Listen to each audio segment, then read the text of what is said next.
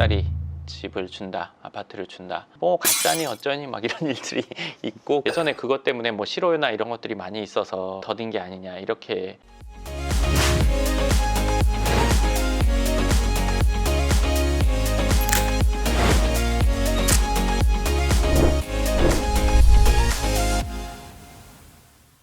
반갑습니다. 황 소장입니다.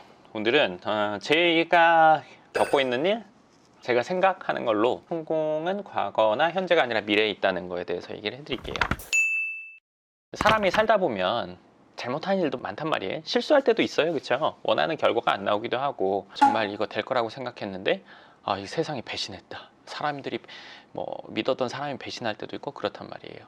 그럴 때 과연 우리는 어떻게 해야 될까? 예를 들어서 제가 작년에 했었던 3억짜리 집을 준다, 아파트를 준다 했을 때 그게 난리가 나서 엄청 막 이슈가 됐어요.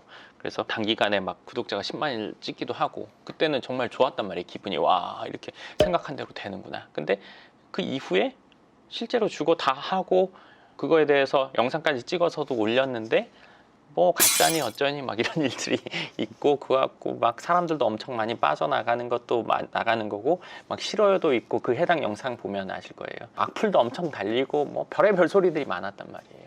그 일을 겪으면서 제가 생각한 거는 내 의도와 다르게 사람들이 받아들이는구나 이렇게 생각했단 말이에요. 1년 정도 흐르고 나서도 지금도 그 생각해요. 그때 그걸 안 했으면 어땠을까, 이런 생각 한단 말이에요. 그때 차근차근히 계속 늘고 있는 상황이었단 말이에요. 근데 제가 그때 뭔가 빡 해보고 싶어서 해봤는데 안 했어도 지금 이상의 성장은 있었을 텐데, 댓글 중에 한 분이 예전에 그것 때문에 뭐 실효나 이런 것들이 많이 있어서 지금 성장이 더딘 게 아니냐 이렇게 얘기하니까 저도 사람인지라 그게 그런가 이런 생각해요. 제가 다른 영상들에서는 늘 막 긍정적으로 어쩌고저쩌고 뭐 이렇게 생각해야 되고 뭐 행동해야 된다고 하지만, 저도 사람이니까 그런 생각 한단 말이에요. 그때 그거 안 했으면.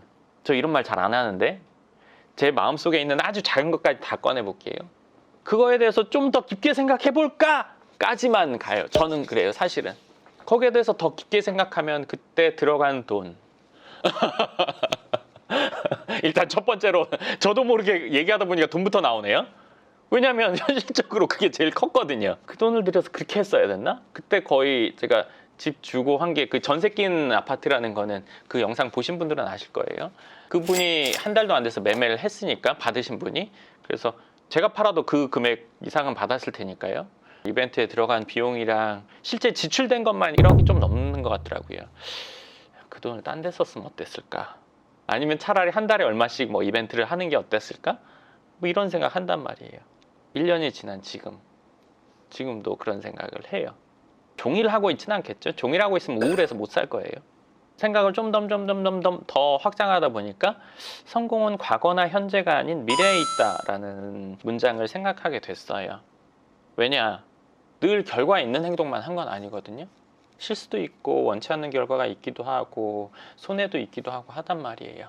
그런 것들이 있지만 내가 생각했던 성과나 원했던 목표로 다가갔던 일들이 더 많았어요.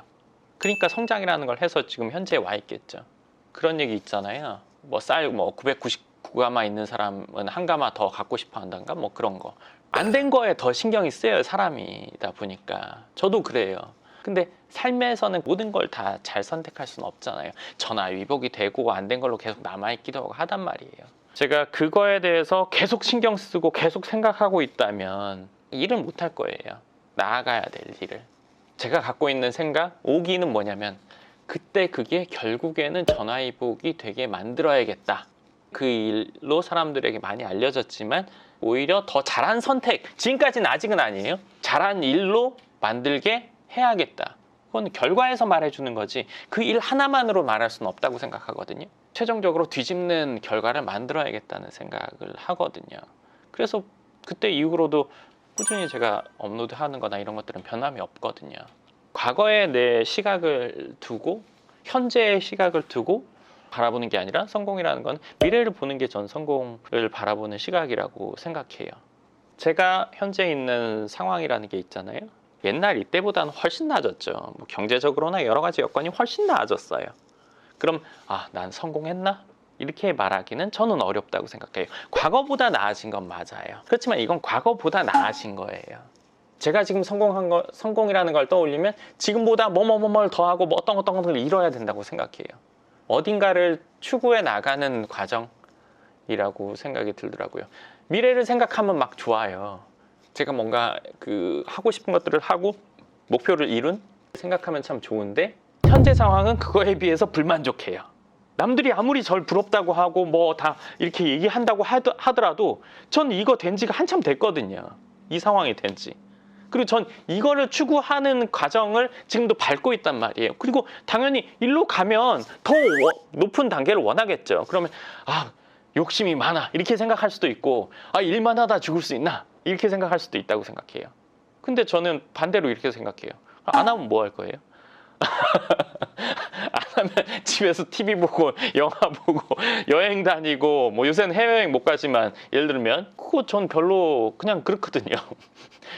수업 50분 수업하고 10분 쉴 때 이때 막 재밌지. 뭐 학교도 안 가고 집에서 종일 있는다면 학교 가다가 방학이 즐거운 거지 아무것도 안 해도 돼. 그럼 뭐가 재밌겠어요? 아무것도 안 해도 되니까.